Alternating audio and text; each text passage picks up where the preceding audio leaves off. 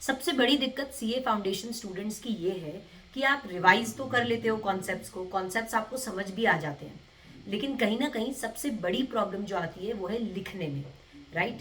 And सबसे important चीज है राइटिंग अच्छा होना। दैट मीन्स मतलब वो नहीं कि जमा जमा के लिखना, मतलब आप जो पॉइंट है वो एकदम क्रिस्प मैनर में एग्जाम में लिख के आना। At the end of the day law का सब्जेक्ट एक थ्योरी सब्जेक्ट है, और आप एग्जाम ड्यूरेशन में जो पेपर पे लिख कर आए हो उसी के नंबर आपको मिलने वाले हैं, राइट। अब एग्जामिनर को तो नहीं पता ना तुमने कितने रिविजन्स किए हैं या तुम्हारे कॉन्सेप्ट्स क्लियर है कि नहीं, वो तो तुम्हारे आंसर से दिखेंगे। और सबसे बड़ी दिक्कत है कि आंसर ही तो लिखना नहीं आता, राइट। तो आप लोगों के लिए मैंने एक बैच स्टार्ट किया हुआ है यूट्यूब पर, free of cost, bulls I batch for CA foundation students.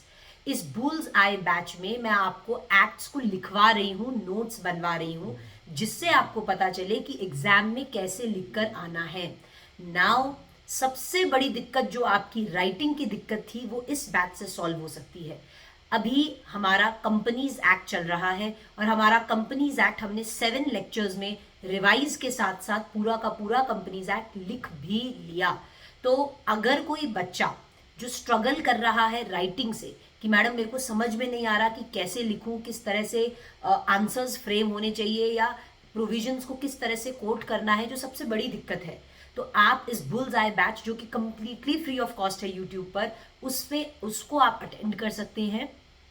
And वहां से आप पूरे के पूरे एक्ट्स के नोट्स बना सकते हैं, जो मैं बना रही हूं अभी यूट्यूब पर। अब आप लोगों को ये एक इशू जो होता है राइटिंग का, वो इस बैच से सॉल्व हो सकता है।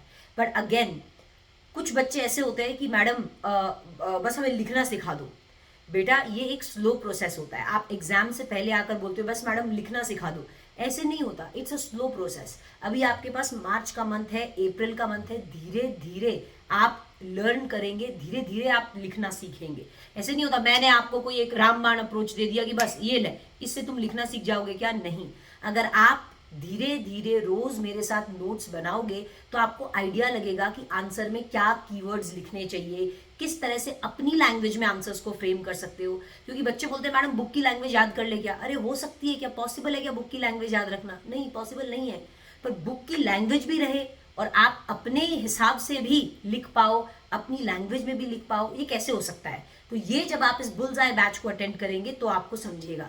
अभी जैसे हमने कंपनीज एक्ट 7 लेक्चर्स लिए और पूरे के पूरे कंपनीज एक्ट के नोट्स बना दिए, तो मैं आप सबसे रिक्वेस्ट करती हूँ इस बैच को अटेंड करें। अगर आपको लॉ में दिक्कत आ रही है, दिस कैन बी योर रामबाण approach to scoring really really good in law.